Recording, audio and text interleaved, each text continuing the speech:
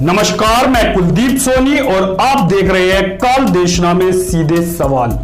काल देशना के सीधे सवालों का जवाब देने के लिए ज्योतिष शास्त्र, तंत्र शास्त्र और वास्तु शास्त्र के राष्ट्रीय व अंतरराष्ट्रीय स्तर पर स्वर्ण पदक और स्वर्ण मुकुट जैसे अनेकों अवार्ड से सम्मानित स्वामी दिव्यानंद महाराज जी आज हमारे सीधे सवालों का जवाब देंगे और उन्होंने हमारे सीधे सवालों का बहुत ही बेखूबी से जवाब दिया है और अब तक का हमारे चैनल का सबसे धमाकेदार इंटरव्यू हुआ है, इसलिए इस इंटरव्यू को आप लोग जरूर देखें। चलिए अब हम आपको दिखाते हैं स्वामी दिव्यानंद जी ने हमारे सवालों का क्या जवाब दिया है। स्वामी जी नमस्कार, आपका स्वागत है हमारे काल देशना न्यूज चैनल पर। जी आपको भी, कुलदीप जी, आपको, पूरे परिवार को, आपके काल देशना चैनल को और साथ ही साथ जितने भक्त मुझे देख रहे हैं, सभी सुन रहे हैं, आप सबों को जय जय, हर हर महादेव। आनंद है, श्रावण मास में हमारी मुलाकात हो रही है, सभी को अभिनंदन। जी स्वामी जी, मेरा सवाल है कि स्वामी जी दर्शक जानना चाहते हैं कि सावन के महीने में ही भगवान शिव की पूजा क्यों होती है। बहुत सही प्रश्न किया है। जैसा समय चल रहा है, यह श्रावण का मास है और श्रावण मास में अपने श्रावण संबंधी जो बातें की है, यह बहुत ही अच्छा विषय है जी। हम यह बताना चाहें कि श्रावण मास भक्तों को प्रिय है, उससे पूर्व हमें यह विश्वास जानना चाहिए कि ये भगवान भोलेनाथ को स्वयं, उन्हें भी यह श्रावण मास प्रिय है और हम अपने आराध्य देव का अनुसरण करते हैं जी। जो हमारे आराध्य देव को जो प्रिय है वो निश्चित हमारे लिए भी प्रिय होगा, क्योंकि हम उनको समर्पित होकर उनका सानिध्य मांगते हैं जी। अब ये जानने की आवश्यकता है कि बाबा को ही श्रावण मास प्रिय क्यों हुआ। तो सर्वप्रथम बताऊं, माता सती, उन्होंने ये संकल्प ले रखा था कि मैं विवाह करूंगी तो शिव से ही करूंगी, अन्यथा आजीवन अविवाहित रह जाऊंगी। और इस तपश्चर्या में माता लग गई, वर्षों बिना निराहार निर्जला के वो तपस्या करती रही और एक समय आया कि उनकी तपस्या पूरी हुई, भगवान भोलेनाथ साक्षात दर्शन दिए और उन्हें अपनी स्वीकृति दे दी कि मैं तुमसे विवाह करूंगा। ये समय था श्रावण मास का जी। और जब पहली बार त्रिलोकीनाथ बाबा देवाधिदेव जब माता पार्वती के यहाँ जाते हैं तो वह भी श्रावण का ही समय था। जैसा बाबा के शिव पार्वती की हम चर्चा करते हैं युगल रूप की, तो यह भी बहुत हमें एक सीखने की चीज है। जितने दंपत्ति हैं, किस प्रकार के भाव होने चाहिए, हम अपने जीवन में दाम्पत्य जीवन को कैसे ले, यह भी हमें माता पार्वती और बाबा शिव से सीखने की जरूरत है। तो पहली बार जब ससुराल गए बाबा, तो श्रावण मास में गए, उनकी श्रद्धा, उनकी भक्ति को अंदाजा लगाया जा सकता है और इसलिए श्रावण मास उनके लिए प्रिय हो गया। और साथ ही साथ हम भक्तों के लिए, हम रक्षा करने के लिए, जब वो समुद्र मंथन हो रहा था, विष निकला और विष पान करना पड़ा बाबा को, जहाँ नीलकंठ हुए, तो वो विष पान करने को जो समय था वो भी श्रावण मास था। इसलिए हम भक्तों को देखना पड़ता है कि हमारी रक्षा के लिए, ये सभी देवताओं की रक्षा करने के लिए भगवान स्वयं ने हलाहल पान किया था, वह भी श्रावण मास था। कई चर्चाएं हैं, किंतु ये 2-3 मुख्य बातें हैं जो हमें जानने के लिए बहुत आवश्यक है कि श्रावण मास बाबा को ही प्रिय है।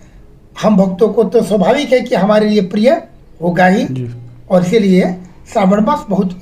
और यह भी एक मान्यता है, हमारे शास्त्र में, शिव पुराण में ऐसा वर्णन है कि हमारे कलयुग में भगवान भोलेनाथ इस पृथ्वी लोक में वास करते हैं पूरे 1 महीना के लिए, यानी उनका सानिध्य हमें मिलता है। वो इसी संसार में हमारे साथ ही आसपास पृथ्वी में रहते हैं, उनका स्थान अभी यहीं हो जाता है, ऐसी भी मान्यता है। स्वामी जी, अगला मेरा सवाल है कि भगवान शिव को यह महीना क्यों प्रिय है, इसके बारे में आप हमारे दर्शक को बताइए। अभी बताया जैसा जी कि भगवान भोलेनाथ को स्वयं जब पहली बार गए विवाह उपरांत, तो श्रावण मास में ही वो अपने ससुराल गए थे और सबों की रक्षा करने के लिए, दैत्यों से देवों की रक्षा करने के लिए, हम पृथ्वीवासियों की रक्षा करने के लिए उन्होंने हलाहल पान भी किया था। इस प्रकार की कई घटनाएं हैं शिव जी से संबंधित। तो भगवान शिव को स्वयं प्रिय है श्रावण मास, तो हम भक्तों को भी होगा। जी जी स्वामी जी, इस मास सावन में रुद्राभिषेक का महत्व क्या होता है? सही बात है।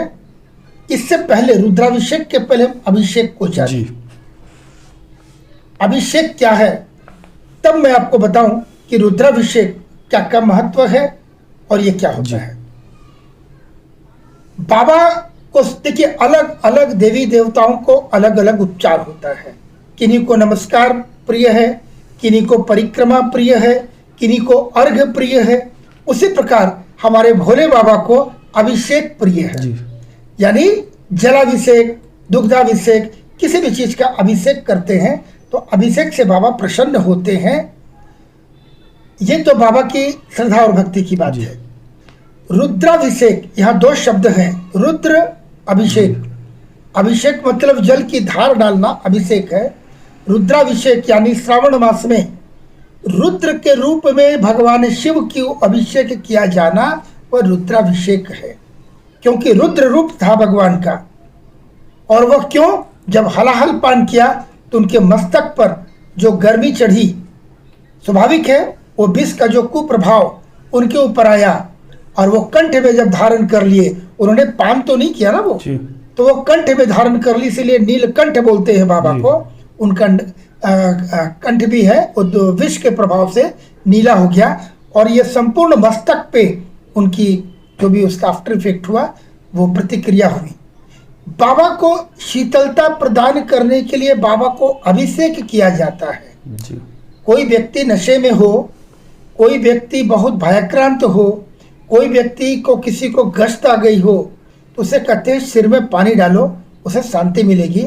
हमारे त्रिलोकीनाथ बाबा जब हमारे रक्षार्थ विष पान कर लिया और उस विष के कुप्रभाव से उनके मस्तक पर जो गर्मी आई, जो बेचैनी आई, हम भक्तों का यह कर्तव्य बनता है, और भी श्रावण मास विशेष करके, कि ऐसे अवसर पर बाबा को यदि हम अभिषेक करते हैं तो बाबा का वो ताप, विष का ताप, उसमें न्यूनता आएगी और उन्हें ठंडक पहुंचेगी, शीतलता पहुंचेगी। जी।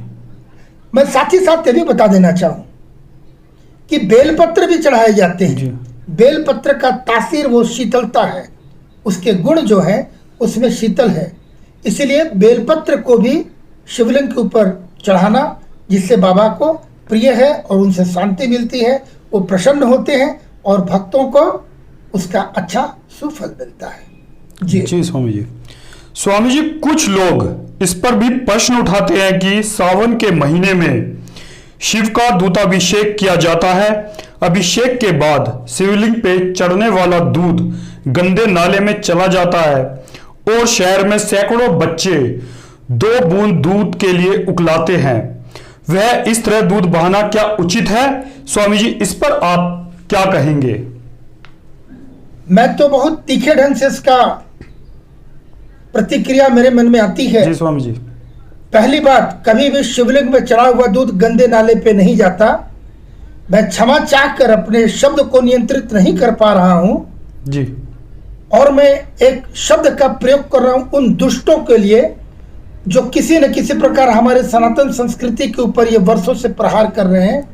उनकी चेष्टा है कि हमारा सनातन धर्म, हमारा सनातन संस्कृति, इसके ऊपर में लांछन लगाई जाए, और झूठे इस प्रकार की बातों को बनाकर वो प्रस्तुत करते हैं और हमें बदनाम करने की चेष्टा करते हैं। जिस किसी मंदिर में भी अभिषेक होता है, उसका एक नियम है कि वो बनाकर एक शॉकपिट की तरह बनाया जाता है, जो वो भूमि में चले जाते हैं, उसके जल या दूध कुछ भी।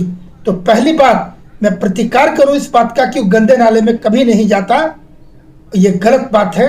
संभवतः आप जितने लोग सुन रहे हैं, देख रहे हैं, ये आपको कभी ऐसा नहीं लगा होगा। भूलवश कोई मानव कर ले तो ये तो बात अलग है, किंतु हमारे शास्त्र के हिसाब से ऐसा कहीं विधान नहीं है कि जो भी, बल्कि देखिए अब इसमें एक और इस बात की हमें मुहर लगानी पड़ेगी, सच्चाई की, सत्यता की, किसी भी परिक्रमा को पूरे परिक्रमा देवी देवताओं का परिक्रमा पूरे ढंग से करते उसी का नाम परिक्रमा है जी। किन्हीं को 3 परिक्रमा, किन्हीं को 1 परिक्रमा और कहीं पर 5 परिक्रमा होता है। लेकिन आपको जाननी चाहिए दर्शकों को कि बाबा शिव को आधी परिक्रमा ही की जाती है। 1 परिक्रमा आधा किया और इस छोर पे आके रुक जाते हैं।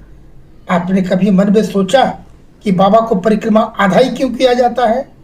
क्योंकि अर्घ्य से जो जल या दूध जो श्रावित होता है, निकलता है, हमारे अभिषेक किया हुआ, उस पर लांघन न लग जाए, पैर का लांघ न पड़ जाए, उस पर पांव न लगे, इसीलिए परिक्रमा भी आधा करते हैं। और हमारे भोले शंकर वह भी स्वीकार कर लेते हैं अपने भक्तों को आधी परिक्रमा भी, क्योंकि बातें करेंगे बाबा बहुत सरल है हमारे, कितनी सरलता से प्रसन्न हो जाते हैं वो। तो पहली बात कि बिल्कुल गंदे नाले पे नहीं जाता है। मैं वैसे लोगों को आपके माध्यम से, इस चैनल के माध्यम से, वैसे जो कुचक्र चला रहे हिंदू धर्म के प्रति, उन्हें मैं ये चेतावनी देना चाहता हूं कि हिंदू बहुत सहिष्णु है, हमने शालीनता सीखी है, प्रतिकार में भी हम उसे उत्तर देकर चुप करना चाहते हैं। किंतु भारत देश की संस्कृति विखंडन करने के लिए ये कई प्रकार के षड्यंत्र चल रहे हैं जो विदेशों से चल रहे हैं। भारत को अस्थिर करने के लिए कहा गया है, किसी देश को नष्ट करना है तो उसकी संस्कृति को नष्ट कर दो। उनका यह कुचक्र है कि हमारे धर्म के ऊपर झूठे एक लांछन लगाकर और अफवाह फैलाकर ये हमें धर्म को बदनाम करने की चेष्टा करते हैं। कोई किसी जीव को, लाखों जीव को काटकर अपना इबादत करता है, क्या उस पैसे को बचाकर गरीबों में नहीं बांट सकते हम? कोई पटाखे फोड़ते हैं 25 दिसंबर को, क्या उससे पर्यावरण खराब नहीं होता? क्या उस पैसे से हम गरीबों की रक्षा नहीं कर सकते? और मैं बताना चाहूं, हमारे हिंदू संस्कृति, हमारे जितने भी कर्म कांड हैं वो संपूर्ण विज्ञान पर आधारित है और संपूर्ण हमारे पृथ्वीवासियों के रक्षार्थ ही हम हिंदू धर्म करते हैं। अरे मैं तो कहता हूं कि हिंदू का संतान, किसी का घर में जब बच्चा उत्पन्न होता है तो कोई मसीही बनना सिखाता है, कोई मोमिन बनना सिखाता है, किंतु एक हिंदू ही एक है। जब हमारे घर पे संतान की उत्पत्ति होती है, बच्चा जन्म लेता है, तो हम उसे कहते हैं मनुर्भव, इंसान बनो, एक अच्छे मनुष्य बनो। हमने वो शिक्षा दी, हमने वो शिक्षा पाई, हमारा धर्म दिया है। हम कभी भी न गंदे नाले पे बहाएंगे और न ऐसा कोई कृत्य करेंगे कि हमारा दूसरे समाज में, हमारे समाज में समरसता का भी भाव देखा जाता है। चाहे हम शिव जी को देखें, देखिए समरसता का मैं आपको एक अभी उदाहरण प्रस्तुत कर रहा हूं। चलिए, बाबा शिव की बात हो रही है, बाबा शिव के परिवार को एक बार आप अपने मानस पटल पर लाएं।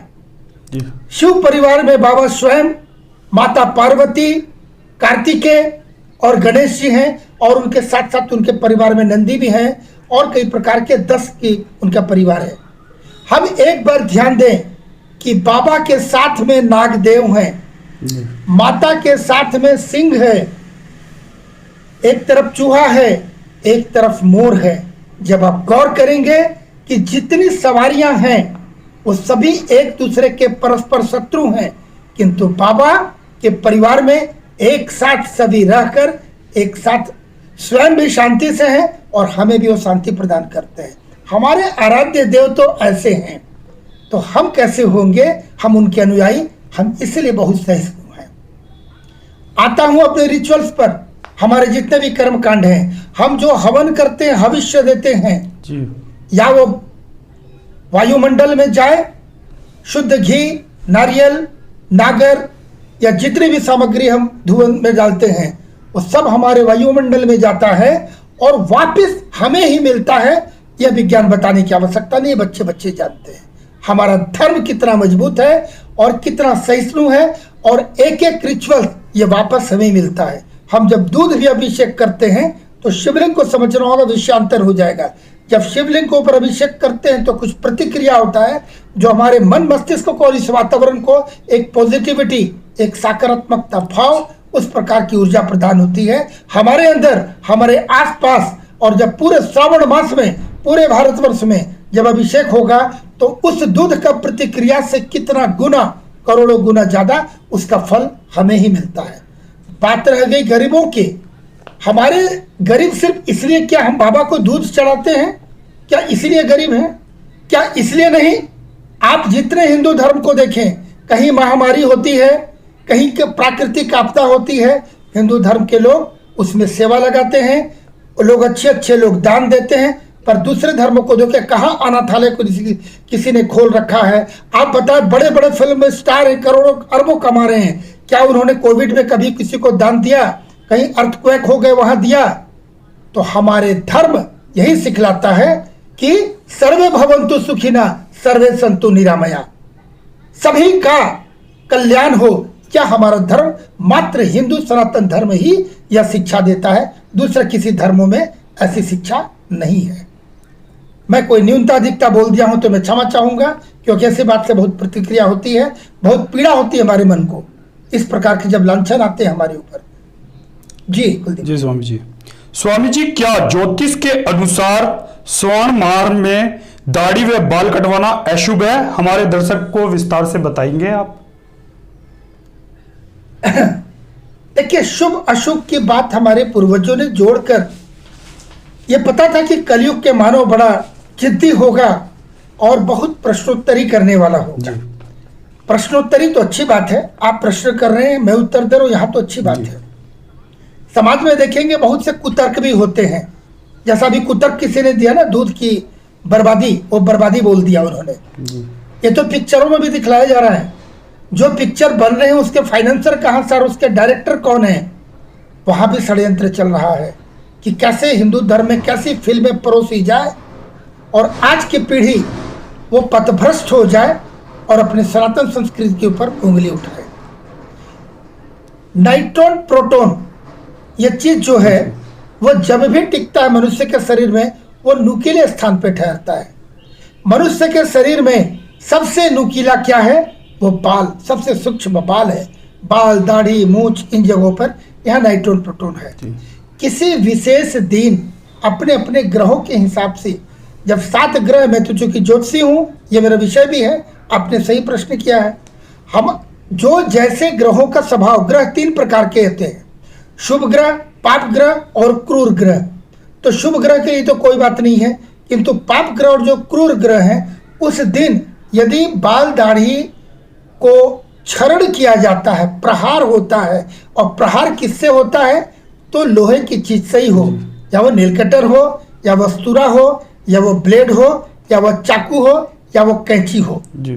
तो जब लोहे से प्रहार जब किया जाता है तो नाइट्रॉन प्रोटॉन के ऊपर एक प्रतिक्रिया होती है जो कहीं ना कहीं हमारे शरीर में वो रिएक्शन करता है।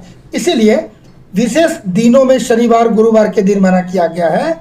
और श्रावण की बात यदि करें जी, तो भगवान को रिझाने के लिए एक समर्पण भाव कि हम सौंदर्य के पीछे नहीं गए, हमने कमगी की भी नहीं करी, हमने बाल दाढ़ी भी नहीं बनाया, बस एक समर्पण भाव है बाबा के प्रति, और समर्पित होकर हम अपनी त्याग को एक कहीं ना कहीं प्रदर्शन करने का, भगवान के समक्ष अपने आप को एक प्रस्तुत करने का एक भाव है। अब देखिए, बाकी दिनों में बाल दाढ़ी लगाएंगे और क्या क्या पता नहीं, डियो, परफ्यूम और खूब क्रीम उरीम लगा कर आएंगे, वहां भक्ति कभी नहीं हो सकती है। भक्ति के मार्ग में त्याग और तपस्या है। मैं बाल्यकाल से साधक हूं, जब साधना करता हूं तो मैंने बाल छोड़ी, दाढ़ी छोड़ी, वस्त्र को त्याग दिया, कोई कॉस्मेटिक हम व्यवहार में नहीं लाते, सादा खाना खाते हैं, शयन भी हमारा साधारण ढंग से होता है, तो हम भक्ति से जुड़ पाते हैं जी। यदि हमारी माताएं बहनें बहुत अच्छा 16 श्रृंगार करके लिपस्टिक लगाकर मंदिर में जाएंगी, उन्हें भक्ति कभी नहीं आएंगी जी। वो बाल धोई और वैसे ही करके एक वस्त्र करके जब भगवान के सामने जाती हैं, एक समर्पण भाव आता है, उस भाव से मेरा प्रस्तुति करें भगवान के सामने। यह हमारी चेष्टा है। जब तक भक्ति की वह स्तर है, एक विशेष स्तर की बात यहाँ समाप्त हो जाती है। जहां हम और बातें कर रहे हैं वो विशेष स्तर के नीचे की ही बात है जी। तो वहां एक ये विशेष बात है कि भगवान हमारे तप को देख रहे हैं। पहले जमाने में एक पांव पर खड़े होकर तपस्या किया, किसी ने दोनों हाथ से तपस्या ऐसे कर रहा, कोई जल के अंदर डूब कर तपस्या कर रहा है। तपस्या, तप करना, तपस्या में तप है। हम अपने आप को तपाते हैं अपने प्रभु, अपने आराध्य देव को प्रसन्न करने के लिए कि भगवान आप ध्यान दें, आपका बालक, ये निर्बोध बालक आपको प्राप्त करने के लिए, आपके सानिध्य प्राप्त करने के लिए हम तपस्या में हैं, हम कष्ट में हैं, भगवान हमें आप क्षमा करें और अपना सानिध्य प्राप्त करें। इसी भाव से इस बात को ऐसे ही छोड़ देते हैं। किंतु हम बाल दाढ़ी बनाकर भी अगर आप पूजा करते हैं तो यह कहीं मना नहीं है। एक तपस्या का यह एक भाग, एक रूप यह भी है। जी स्वामी जी। स्वामी जी, कुछ लोग का मानना है कि सावन के सोमवार का व्रत उपवास जिससे शादी नहीं हो रही है उसकी शादी हो जाती है, इस पर आपके क्या विचार हैं? बहुत सीधा सा है। जब हमारे यहाँ किसी कन्या का या उनके अभिभावक का जी जब वो कुंडली प्रस्तुत करते हैं, पूछते हैं कि महाराज जी बताए मेरी बिटिया की शादी कब हो, जी हम उसे बताते हैं 16 सोमवार का व्रत कर लो जी, और शादी हो जाती है। पिछले 35 वर्षों से मैं ज्योतिष का काम कर रहा हूँ जी, और 35 वर्षों का हमें यह प्रैक्टिकल अनुभव है कि ऐसा होता है। कारण क्या है? अभी मैंने पहले बताया कि माता सती जी तपस्या में चली गई कि मैं शिव से ही विवाह करूंगी। जी, और एक दिन, अब ये आज के जमाने में तो हमारी बेटियां तो बरसों तपस्या नहीं कर सकती, वो व्यवहार में नहीं है, व्यवहारिक नहीं है। तो अभी हम सावन की बात कर रहे थे कि क्यों प्रिय है। उसी प्रकार से सप्ताह में 7 दिन में एक दिन बाबा भोलेनाथ को प्रिय है, वह है सोमवार। जी, यानी सोमवार को यदि हम ये करते हैं तो बाबा सुनेंगे, प्रसन्न होंगे, ऐसी मान्यता, ऐसा विश्वास हमारे अंदर में है। तो सोमवार के दिन, क्योंकि श्रावण मास तो साल में एक बार आना है, किंतु जिनकी शादी होनी है उनके एक एक दिन मुश्किल पड़ते उस अभिभावक के लिए और उस कन्या के लिए जिनके विवाह में विलंब होता है। तो वह भी एक त्याग, एक तपस्या और एक प्रकार का संकल्प है कि सोमवार के दिन अगर हम, हमारी बेटियां, ये कन्याएं व्रत रखती हैं तो शिव पार्वती, जैसा पहले बताया, इनका दाम्पत्य रूप सावन को इसलिए प्रिय है क्योंकि ससुराल गए थे, तो वहाँ पति पत्नी का भाव कैसा है, वैसे ही भाव शिव पार्वती का भाव लेकर सोमवार के दिन जब व्रत करती हैं हमारी कन्याएं तो उनका विवाह भगवान सुनते हैं और उनका आशीर्वाद प्राप्त होता है। ये बिल्कुल स्वीकार करने वाली बात है। जी स्वामी जी। स्वामी जी, मेरा अगला सीधा सवाल यह है कि भगवान शिव को क्यों चढ़ाते हैं भांग धतूरा? भांग धतूरा ही कहें, और कई चीजें चढ़ते हैं, मैं साथ साथ ये भी बताऊं। भांग धतूरा भी चढ़ते हैं, बेलपत्र भी चढ़ते हैं, अकवंद भी चढ़ते हैं, कई प्रकार के पुष्प उन्हें प्रिय हैं, जल भी चढ़ाते हैं, दूध भी चढ़ाते हैं, गन्ने का रस भी चढ़ाते हैं, शक्कर भी चढ़ाते हैं, मधु चढ़ाते हैं, चावल चढ़ाते हैं, घी चढ़ाते हैं और अन्यत्र कई चीजों का अभिषेक करते हैं। सभी चीजों की तासीर, सभी के गुण धर्म हमारे आयुर्वेद के दृष्टिकोण से अलग अलग है। और जब जोड़ा जाए तो यदि हम चावल चढ़ाते हैं तो समृद्धि की प्राप्ति होगी, गन्ने का रस चढ़ाते हैं तो धन की प्राप्ति होगी, दूध चढ़ाते हैं तो कई पापों का नाश होता है, तेल चढ़ाते हैं तो हमारे पाप दोष होते हैं और मृत्यु तुल्य कष्ट अगर आते हैं तो वो दूर होता है। और उसी प्रकार के जल में कुछ नहीं लगना। कोई भी जो दिन से दिन व्यक्ति भी एक कलश जल तो बाबा को दो ही सकता है। बाबा को जल सबसे प्रिय है, वो बाबा जल से भी प्रसन्न हो जाते हैं, वो सूखे बेलपत्र में भी वो प्रसन्न हो जाते हैं, ऐसे चढ़ाते हैं। किंतु आपके प्रश्न में एक उत्तर छिपा है, मैं अवश्य उसे करूं कि भांग धतूरे की बात आपने कही जी। भांग धतूरा राहु का कारक वस्तु है, कारक है। और राहु जब होते हैं तो राहु को शांत करने के लिए जब वो बाबा को समर्पित करते हैं तो राहु की शांति मिलती है और जीवन में कई प्रकार के कष्ट से निवारण होते हैं। ठीक उसी प्रकार शमी पत्र, जो शमी वृक्ष के जो पत्ते हैं, उसे भी समर्पित किया जाता है, जो भगवान शनिदेव को प्रिय है। और जब बाबा को शमी पत्र जब चढ़ाते हैं तो वहाँ शनि भी शांत होते हैं और उनके दोष से भी, उनके भी जो कुदृष्टि से भी शांति मिलती है। इस प्रकार की जितनी वस्तुएं चढ़ती हैं सभी के पीछे कुछ न कुछ तात्पर्य है, कुछ हेतु है। मैं पुनः याद दिलाऊं दर्शकों को कि आप जितने भी पूजा पाठ करते हैं, जितनी क्रियाएं करते हैं, वो सबों के पीछे हमारा विज्ञान छुपा है और वो विज्ञान पर ही आधारित है। हमारा एक एक पूजा लोक कल्याण और विश्व शांति हेतु है, न कि सिर्फ मेरे लिए, सिर्फ हिंदू के लिए। सर्वे भवन्तु सुखिना, ये सभी की सुखी और सभी की संपन्नता की हम उसी भाव से पूजा करते हैं। और बाबा को प्रसन्न करेंगे तो सारा विश्व प्रसन्न होगा। मैं तो कहना चाहूं, भारत में रहने वाले, चाहे आप किसी संप्रदाय, किस रंग को मानने वाले हों, आज आप जिसके भी अनुयायी हों, देवाधिदेव शिव वो सभी के आराध्य देव हैं और सभी को पूजा करनी चाहिए। जी स्वामी जी। स्वामी जी, बहुत से लोगों ने भगवान शिव की ऐसे भी चित्र बना रखे हैं जिसमें वे चिलम पीते हुए नजर आ रहे हैं, और भगवान शिव के नाम पर कुछ लोग क्यों करते हैं नशा? स्वामी जी, इस पर आप क्या कहेंगे? देखिए, मैं पुनः उसी बात को बोलूंगा, मैं उन दुष्टों से हमें सावधान रहने की आवश्यकता है जो हमारे हिंदू सनातन संस्कृति को अपभ्रंश रूप में प्रस्तुत करते हैं।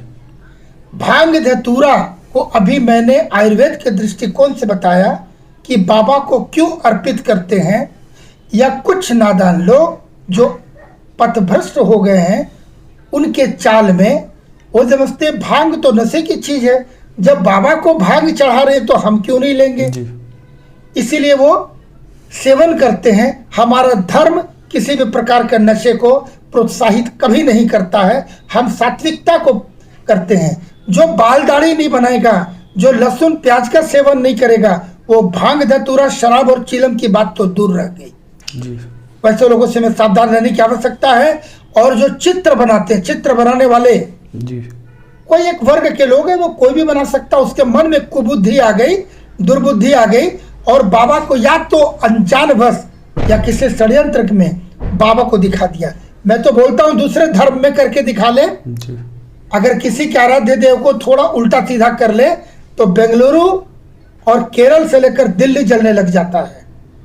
हमारे यहाँ वैसी बात नहीं है, हम पचा लेते हैं और गंगा की तरह सबको समा लेते हैं। गंगा ही एक ऐसी है, उसे थूक भी दो, वो भी अपवित्र नहीं, वो थूक भी गंगा में पवित्र हो जाता है। वैसे हमारा सनातन धर्म है, हम तो सभी को गले लगा लेते हैं। लेकिन अब जो समय आ गया है, यह भी बोलना चाहूं कि आप गले लगने की तरह आवे, मैं दोनों हाथ फैलाकर खड़ा हूं, आपको उसके लिए आगे निश्चित आना पड़ेगा। जी स्वामी जी। स्वामी जी, आप हमारे चैनल पे आए, आपने हमारे सीधे सवालों का जवाब दिया, आपका बहुत बहुत धन्यवाद। बहुत बहुत अभिनंदन आपको, पूरे चैनल, पूरे परिवार को और सभी दर्शकों को जो मुझे बहुत प्रेम से आपने सुना, देखा। भाववश कहीं मैं कुछ शब्दों को थोड़ा न्यूनता अधिकता भी अगर प्रयोग किया हूं भाववश, तो मैं रोक नहीं पाया। मेरे अंदर किसी के प्रति ऐसी कोई भावना नहीं है, लेकिन हमारे धर्म को यदि उंगली उठाई जाए तो मुझे तो वो बर्दाश्त नहीं होता है। आशा करता हूं आप भी उसे बर्दाश्त नहीं करेंगे। प्रतिकार करने का समय है, उसका प्रतिकार अवश्य करें ताकि आतताइयों को, उनको आगे बढ़ने से हम रोक सकें। हमारा धर्म को तो वो नष्ट नहीं कर सकता, किंतु कहीं ना कहीं वो जहर बोलता है।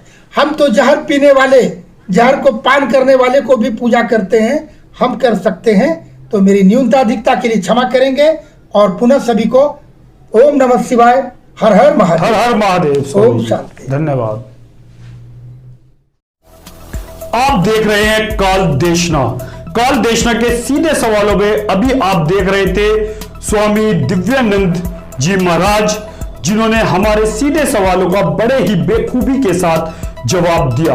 अगर आपको हमारी ये वीडियो पसंद आई है, ये इंटरव्यू पसंद आया है, तो इस वीडियो को लाइक जरूर कर दें और इस वीडियो को ज्यादा से ज्यादा लोगों को शेयर करें। अगर आप हमारे चैनल पर नए हैं तो हमारे चैनल को सब्सक्राइब करना ना भूलें। और वीडियो पे अगर आपकी कोई राय है तो आप हमें कमेंट्स बॉक्स पर लिख सकते हैं। अगली वीडियो में नई शख्सियत के साथ मैं कुलदीप सोनी आपके सामने फिर हाजिर होंगे। तब तक के लिए धन्यवाद।